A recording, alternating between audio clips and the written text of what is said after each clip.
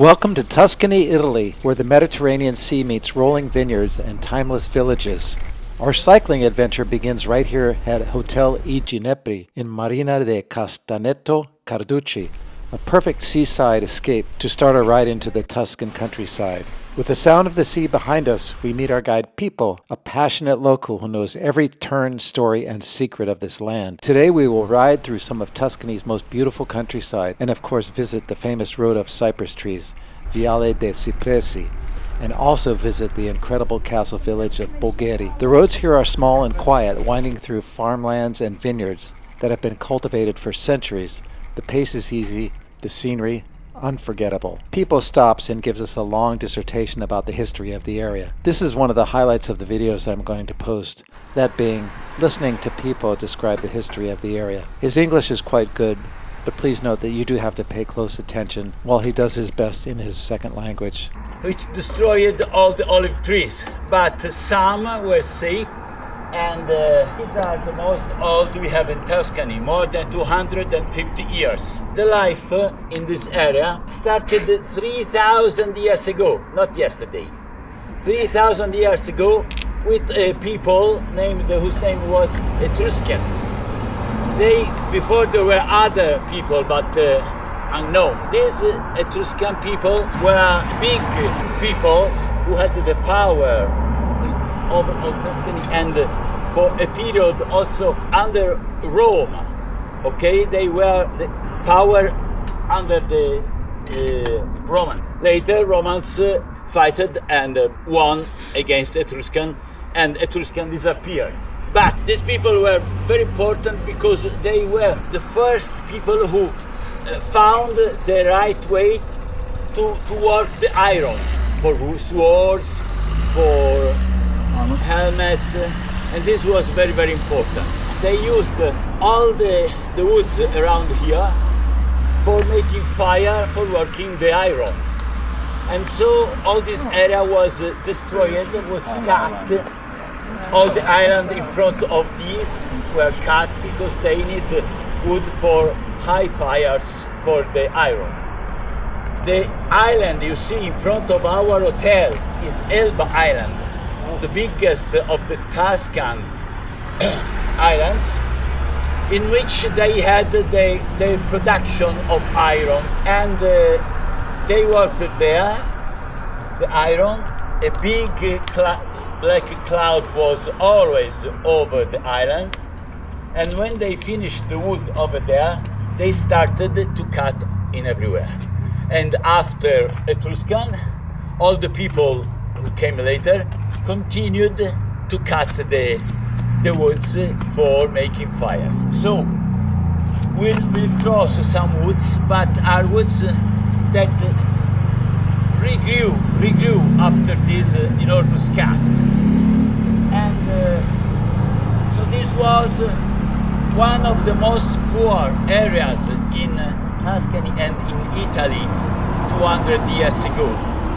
People lived here terrible.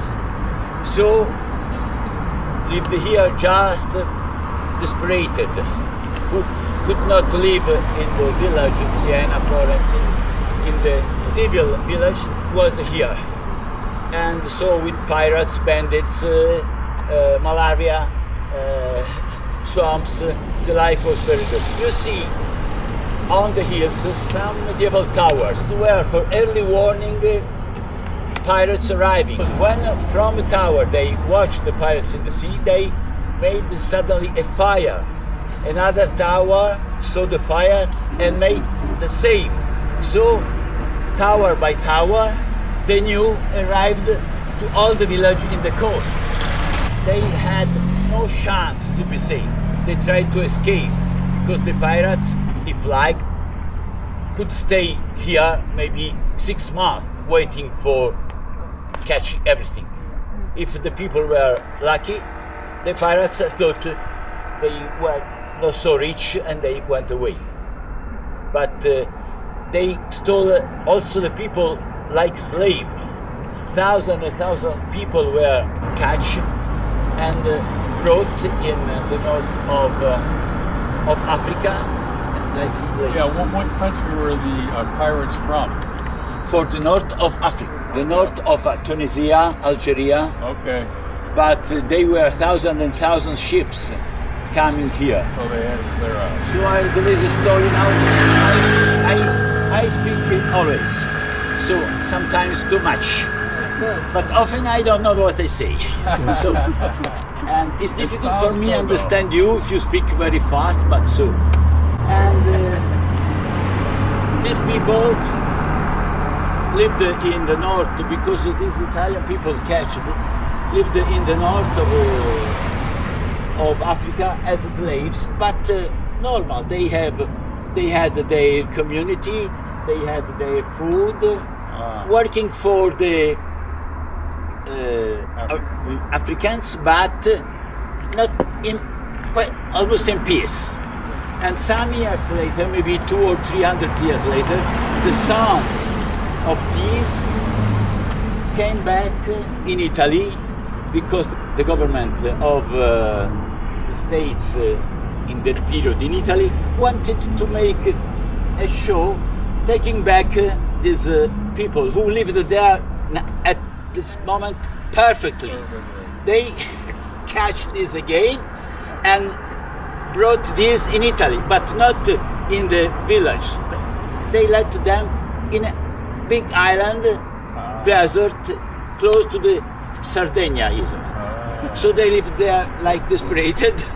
But if you go there now, you can find villages in which they speak a language that is a mix with Arabian and Italian language.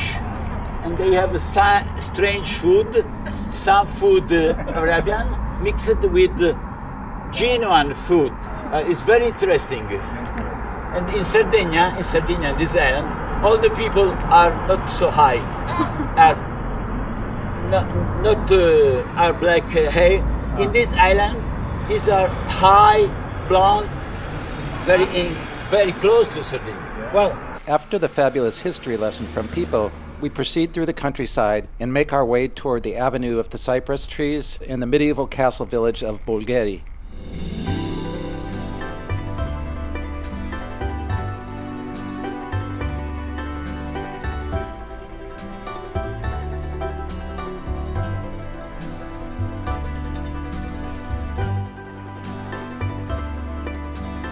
We stop when we arrive at the road that leads to Bolgheri on the right, and to the left is the Viale de Cipressi. we go left, we'll make a loop and we'll reach Bolgheri again. This is Cypress road, this is cypress line. It's the most famous cypress line in the world because it's long, more than 4 miles, coming from the main road to the village up here.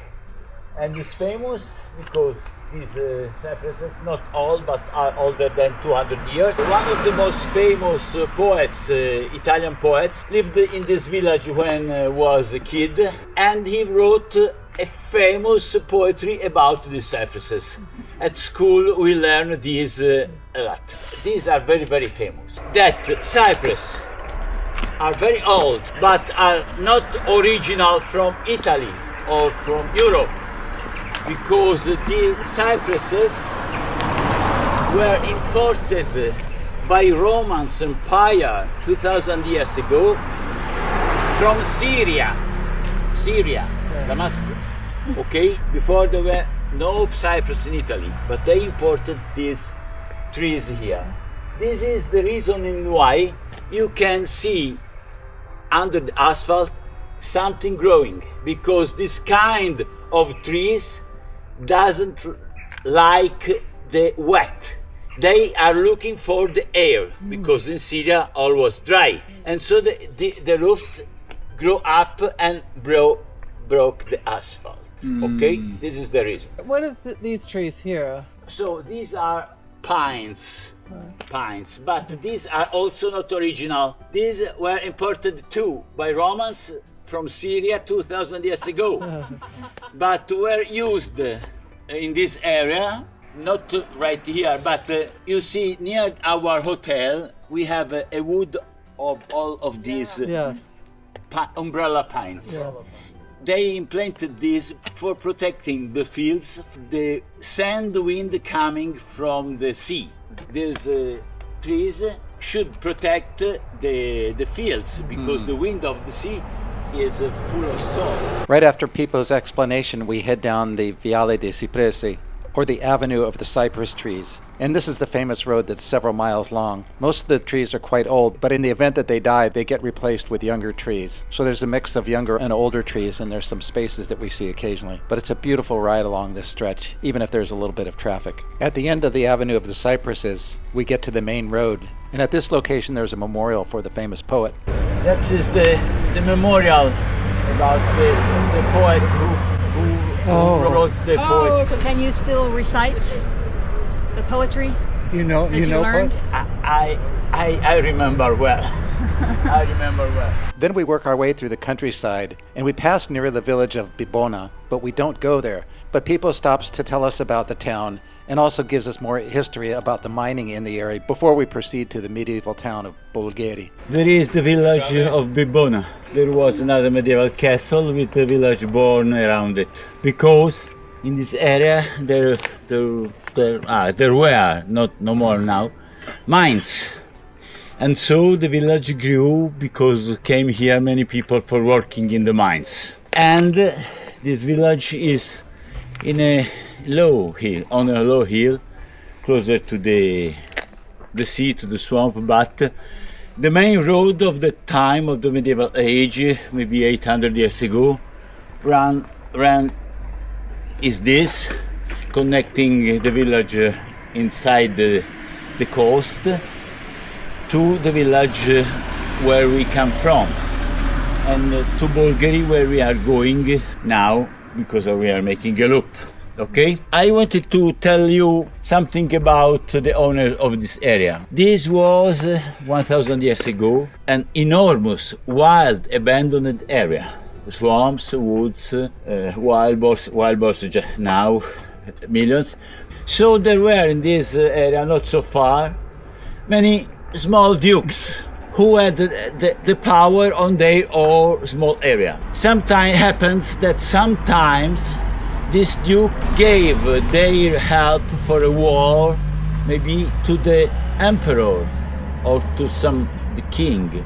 And for making a gift for thanks, the emperor gave them as a gift an enormous area right here, but enormous, miles and miles and hills and hills. So just one family became the owner of miles and miles. You cannot watch the border here.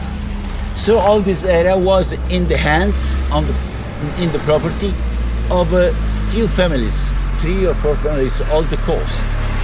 They were owners of the land and of the people living over here. We call this latifondo, that means enormous property, enormous, in the hands of just one man. And these people from the medieval age, these families, were owners just now, a few years ago.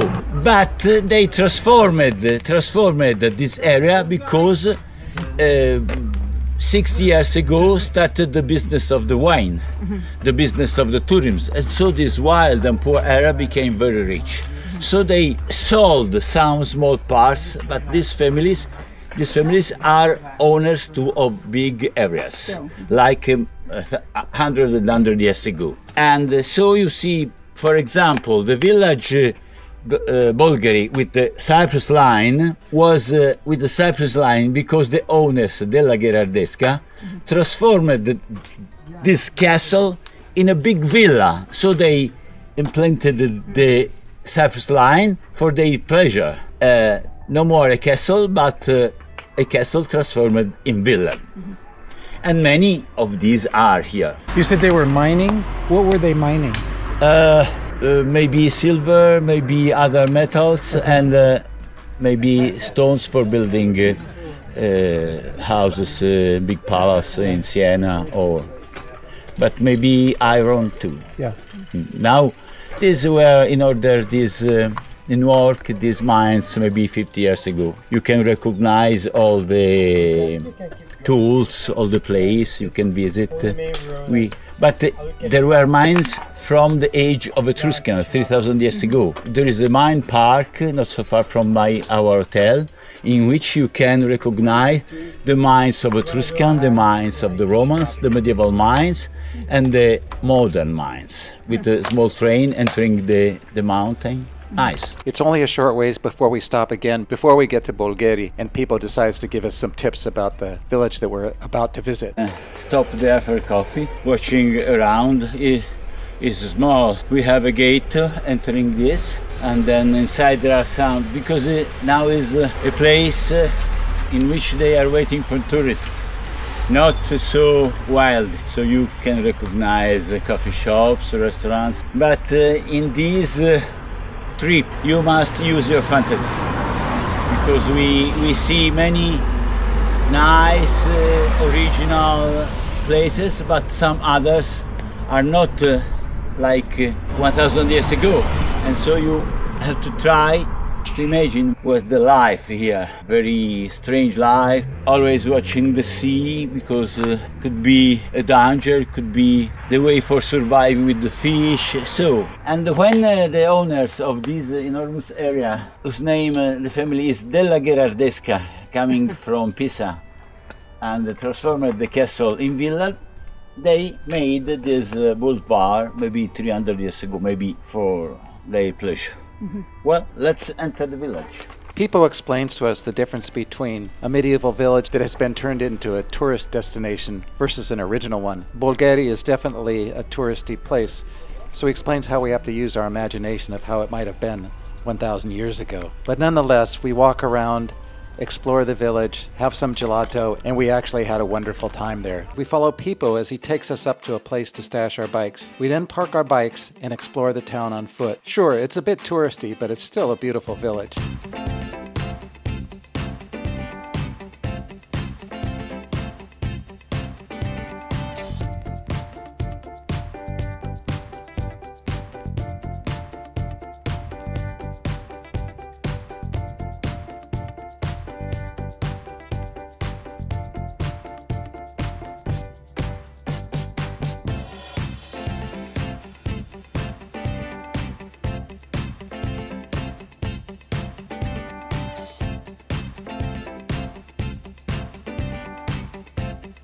Finally, it's time to head out, and Pippo guides us back through the gate.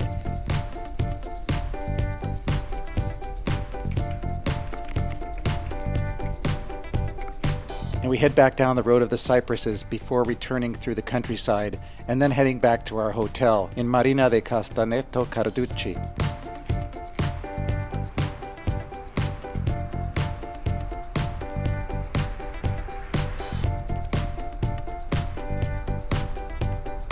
As we roll into town, Pippo pulls over and bids us goodbye. I think he wants to go in the shop and grab a refreshment and a newspaper. He likes to read the Italian newspaper every day. But anyway, we make it back to the hotel, and then it was time to head down to the beach for some relaxation.